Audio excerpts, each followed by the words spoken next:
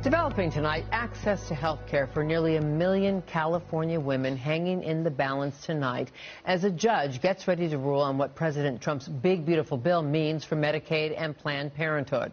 The family planning organization fighting back against a provision in the plan that cuts Medicaid payments to abortion providers for all services, not just abortion. Kay Cagle joins us now digging deeper into what's at stake.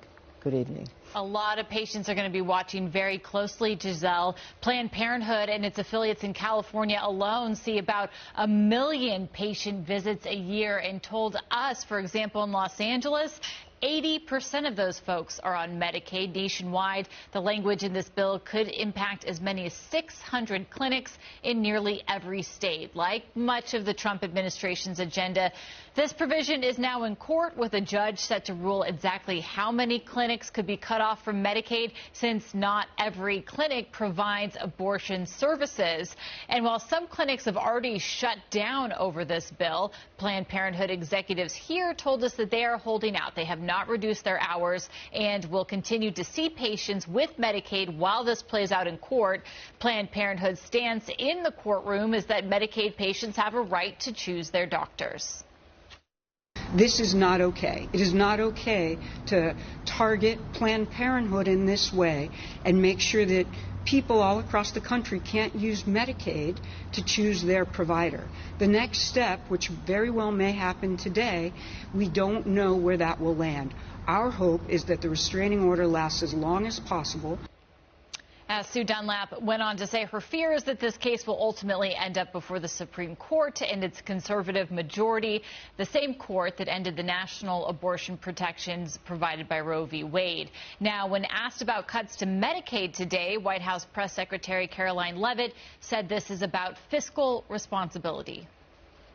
Look, this bill was a great bill for the American people. It was the largest tax cut for middle and working class families in our nation's history. And the president wants to see this country get our fiscal house in order. That's why this was a fiscally responsible bill, one of the most fiscally conservative pieces of legislation for its size that has ever crossed through Capitol Hill. And the president wants to cut our deficit. And attacks on the organization by conservative groups have been mounting. The organization Live Action organized 200 protests across the country recently in favor of defunding Planned Parenthood. Their argument was that while Medicaid funding is already barred from paying for abortion services, funding for other procedures effectively keeps the lights on and pays the salaries of abortion providers who work for Planned Parenthood. They also criticized the big, beautiful bill, but for not going far enough to defund Planned Parenthood. That's because this Medicaid provision only lasts 1 year. They wanted to see it last 10 years.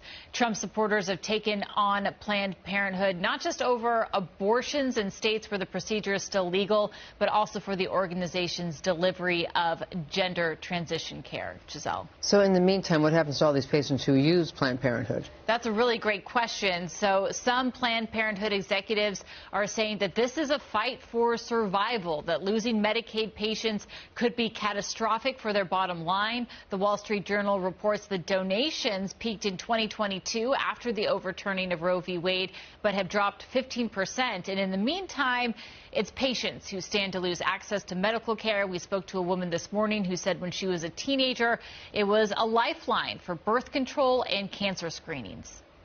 So if I hadn't had access to Planned Parenthood, I would have had nowhere else to go. It's an impossible maze to navigate to get access to care in this state and everywhere for anybody on Medicaid. And Planned Parenthood fills that gap for those of us who have nothing else. And she's not alone. Planned Parenthood today told us, Giselle, that 1 in 4 California women have gone to one of their clinics for services.